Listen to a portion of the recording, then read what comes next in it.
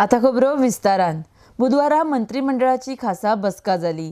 सरकाराकडे नोंदणी केल्ले 6000 ट्रक आसात. एका रुटाक प्रत्येक घरांत फक्त एक ट्रक.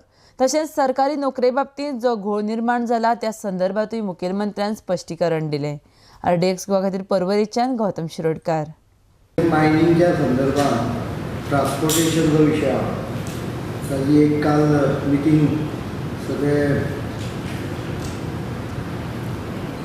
आमदार त्या भागातले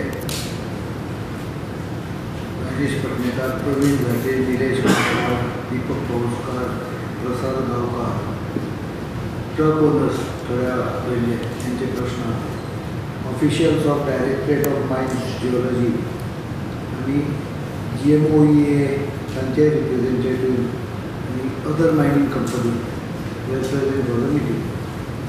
साधारण ठरल्या ती गायडलायन प्रेस नोट जो आसा तो मायन्स डिपार्टमेंट आपल्या वेबसायटीचेर एक्युरेसी खातीर तुमकां लोड करतले. तातूंत भितर एक आसा तें टायमींग, सकाळची 6 ते सांजे 7 पर्यंत मायनिंग ट्रान्सपोर्ट परमीट करतले. सकाळची 7:30 ते 8:30, दनपारचे 1 ते 2 ह्या वेळाचेर ट्रान्सपोर्टेशन बंद आसतलें. शाळांचे टायमींग. मॅक्सिमम स्पीड लिमीट जी 40 किलोमिटर आशिल्ली ती 45 किलोमिटर पर्यंत वाडोवपाक मेळटली. पण टेम्पररी स्पिडींग जें आसा तें 50 किलोमिटर पर्यंत. 40 किलोमिटर स्पिडीन जी कमी अडचणीची जाता न्ही, तेन्ना 45 पर्यंत वाडयली आसा. खंय एक्झिस्टींग MOU किंवा अरेंजमेंट जर लीज ओनर आनी ट्रान्सपोर्टराचे नासत जाल्यार बाकीचे कडेन ट्रान्सपोर्टेशनचो रेट सादारणपणे 10 किलोमिटराच्या पेक्षा कमी आशिल्ल्या रुटाक 12.5 रुपया, 10 ते 20 किलोमिटराक 12 रुपया आणि 20 किलोमिटरच्या वयर रूट आसा ताका 11.5 रुपया वो डिटरमाइन केला. ज्या जाग्यार ऑलरेडी अरेंजमेंट आसा ट्रकवाल्यांचे आनी लीज होल्डरांचे थंय हे लागू जायना. कांय जाग्यार ही अरेंजमेंटाची थोडी मॉडिफायड वर्शनान आसा. As far as practical, 1 truck per family will be accommodated of the truck owner residing on the transportation route. म्हणजे हेतू असा की कमीत कमी एक ट्रक प्रत्येक फॅमिलीचो त्या रुटाचेर कामाक घेवचो म्हणून. एक आतां आमी जें ठरयलां, जे कोण कायदो हातांत घेतले किंवा डिस्ट्रप्शन करून लॉ एंड ऑर्डर सिच्युएशन तयार करतले अशा ट्रकवाल्यांचे ट्रक मायनिंग ट्रान्सपोर्टेशनाक रजिस्ट्रेशन तांचें आमी रद्द करतले. काही वर्तमानपत्रांनी बातमी आयल्यो की हांव स्क्रॅप करतलो, हांव बॅन करतलो आनी कितें कितें. हांवें बॅन घालूं ना. The ban was imposed on 22nd of November 2016 and the reason was very simple. Impact of 7-pay had to be taken into consideration. For your information, salary of the government has crossed 220 crores and the pension liability has crossed 60 crores. So 280 to 290 crores is a salary bill of the government,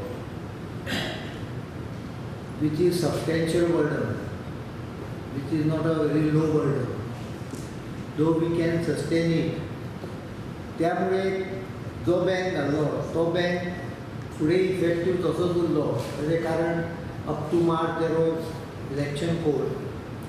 again in month of May, June, July there was another election code, and again in the month of September, July, August there was another election code.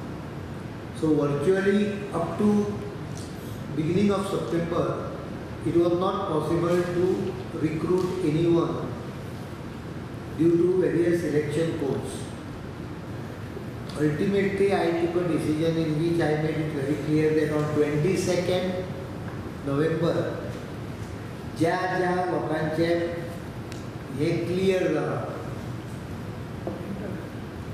Results, एक तरी result display जाला किंवा ज्यांचे letter offer of appointment गेल्या तेन्ना तांकां सगळ्यांक process continue करून क्लोज करप instructions are issued to do that accordingly electricity डिपार्टमेंटान अनेक जाणांची अपॉइंटमेंट जाल्यो विमेन चायल्ड डिपार्टमेंटान जाल्यो आतां म्हाका दिसता टॅक्सटायल तातूंत कितें तरी जाल्ल्यो ताकाय कितें थोडें ऑब्स्ट्रक्शन आशिल्लें म्हणजे क्लॅरिफिकेशन तें क्लियर केलें then police department because of requirement of force and because there is a matter going on in the Supreme Court we had cleared all the pending proposals ही प्रक्रिया चालू आसा आतां ती चालू ज्या जाग्यार कंप्लीट जाली त्या जाग्यार मेडिकलाक बी जाल्या ज्या जाग्यार कंप्लीट म्हणजे धाडून नाल्यार धाडटले आतां ज्या जाग्यार कंप्लीट जावना ती कंप्लीट करतले आनी कंप्लीट करतले so basically anywhere up to 600 posts out of so-called 1,000 more or less, which were in process, have been cleared.